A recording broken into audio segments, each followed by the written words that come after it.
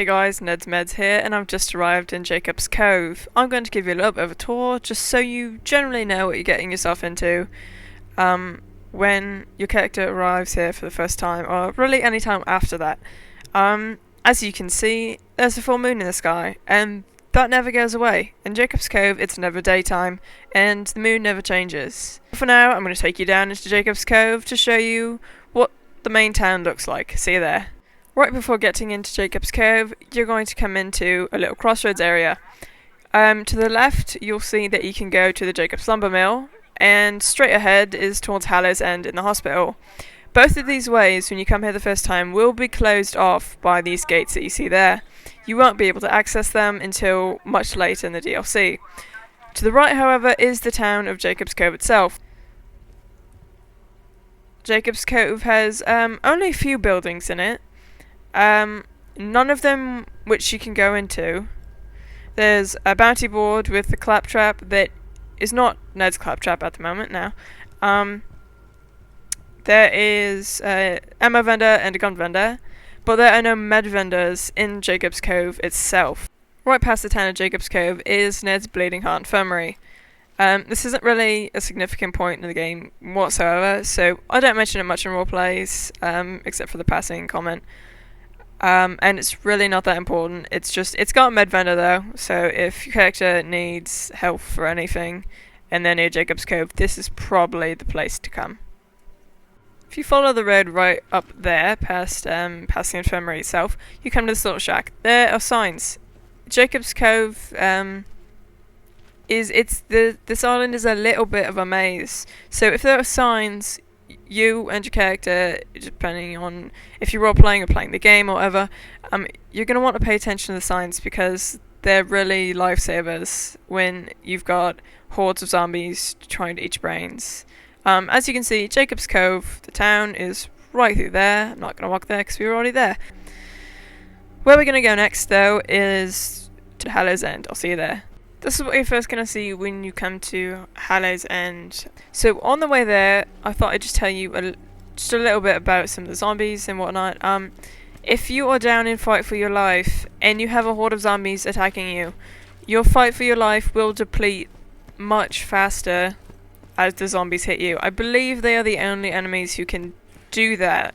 When you get here, there's another crossroads. You can either go to the creepy treehouse, which is where I'm going to take you first, or you can go to Hallow's End.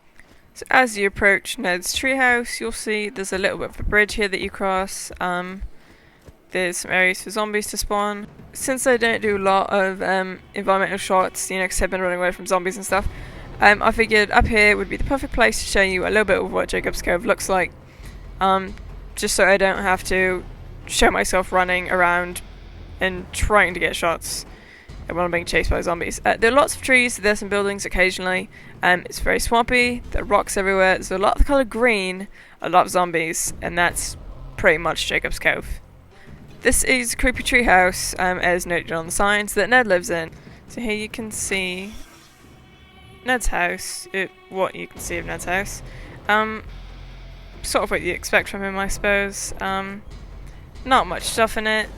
There's a curtain, you can't get past there. There's a med vendor, and that's really about it, except for, of course, Ned himself.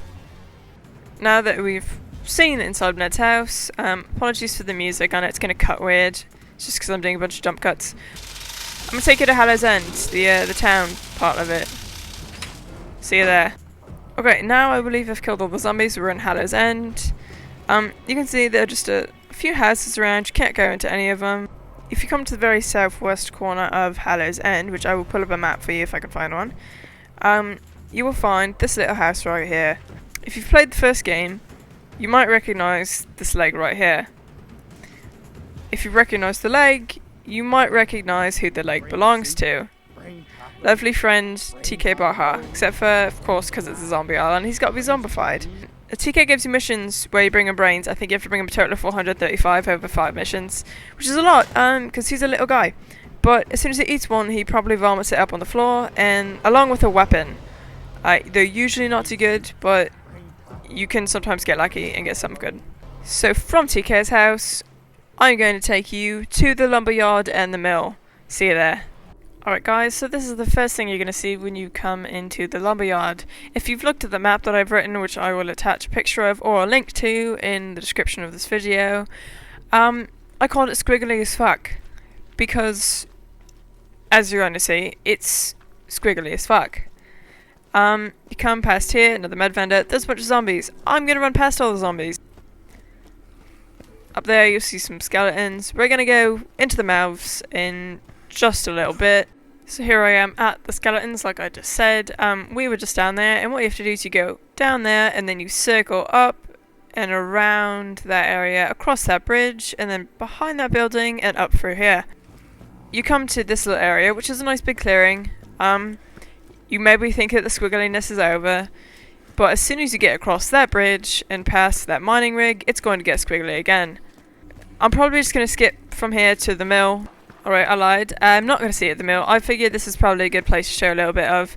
This is where they've been obviously doing the lumber thing. Lumberjacking. Cutting down the trees. Yeah, this is the only place on the island that's actually got missing trees and stumps and things.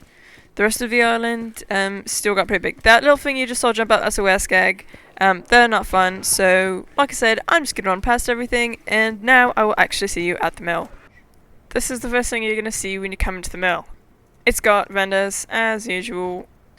You're just going to walk through some desks. I believe this to be the side entrance, because you've got to go through the loo and a bunch of weird back areas to get to where you fight Ned. This is where you fight Ned at the end, by the way. Spoiler alert, if you didn't know that you fight Ned at the end. You fight Ned at the end. Fun thing about Ned, when he dies, his mustache just appears and his name tag no longer says Ned, instead it says Zed. So not really sure where that happens. Anyway, this is where you fight Ned.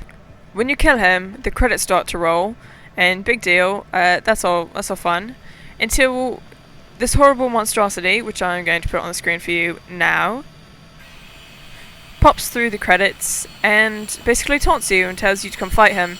Can you stop throwing wood chips at me, please? That's rude. These 4 grates are gone, and he pops down near that hole right there, which you can just walk into, follow him. I will put some pictures of what it looks like down there, because obviously he's not here for me to follow, and the grates are there, so I cannot get down there myself.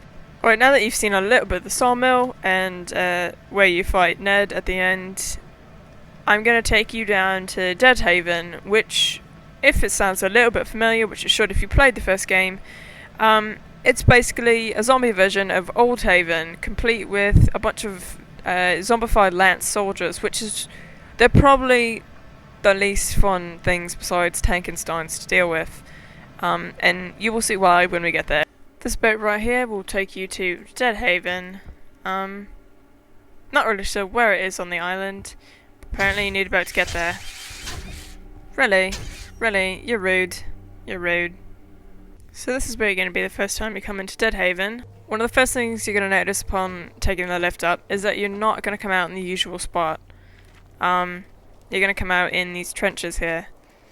It's not really a problem because you just take the stairs right up. There's roadblocks everywhere, so you've got a very specified path which you're supposed to take, which will lead you eventually to where Ned actually experimented on people and did most of his zombie work.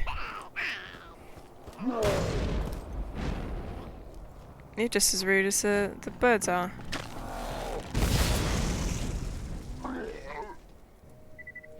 You're not gonna come down here? Whatever. So this down here is Ned's actual infirmary, where he started experimenting on people and developed the zombie virus. I would venture to say it's a bit creepier than any of Zed's infirmaries that I've been in. But that's just me. Leaving Deadhaven will take us next to the hospital, so I'll see you there. Alright, so this is how you get to the hospital. Look, spooky entrance. Alright, it's behind a gravestone, spooky. Let's go. So crawling through the spooky entrance to the hospital will take you right there. You're just going to walk right along here, and you'll come out here. It's a little bit morbid to have the cemetery right in front of the hospital, but I suppose cemeteries where most of the people who went to the hospital on Jakobs Cove actually ended up. No thanks to Ned and his zombie scheming. It's this place is also squiggly. Not quite squiggly. This pumpkin right here, it's got a mustache. When you get close enough to the hospital, you're going to have a choice. You can go over there, or you can go up to the hospital itself. Right now, I'm going to go up to the hospital, and I will show you behind the hospital in a little bit. So you're going to get your first look at the hospital. Really the only thing to do here is get the antidote Dr. Ned sent you for, and fight Hank Rice, the first worst guy in the game.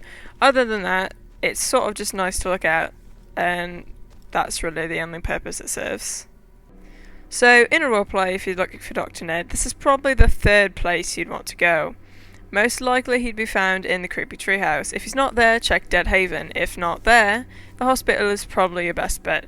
So for some reason, even though all the other zombies obviously came around there, the Frankenstein hasn't figured out that he can go around the gate yet. So the also figured out how to get around. So heading right out the gate of the hospital and straight across without going down the stairs will lead you over to our schedule earlier, which takes you behind the hospital into where all the wereskag are. You can take the lift, but it's already down there, so I'll just catch it on the way up and hop off. I don't plan on going all the way down the beach because that would involve me attacking all of the wereskag.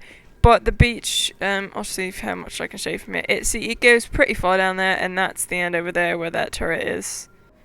So the hospital and the beach behind it concludes our Jakobs Cove Island tour.